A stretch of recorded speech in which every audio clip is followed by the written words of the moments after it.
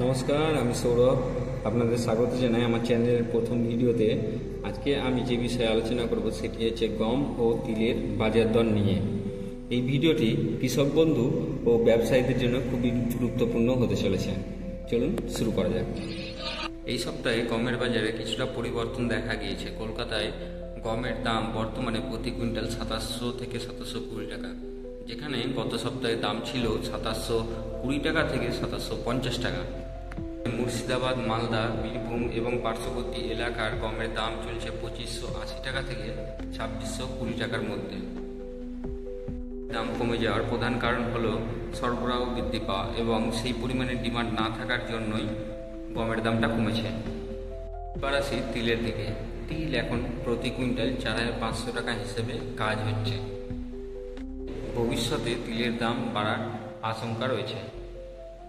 বলি ভবিষ্যতের কিছু কথা, তবে আশা করা যাচ্ছে পরের সপ্তাহে গমের দাম কিছুটা পরিমাণ হলেও বাড়তে পারে। এই ছিল আজকের বাজার দর আপডেট। ভিডিওটি ভালো লাগলে লাইক করবেন এবং অবশ্যই সাবস্ক্রাইব করবেন, এবং আপনি কোন জেলার দাম জানতে চান সেটা কমেন্টে জানাবেন। আমি পরবর্তী ভিডিওতে সেই তথ্য নিয়ে হাজির হব। ভালো থাকবেন, সুস্থ থাকবেন। ধন্যবাদ।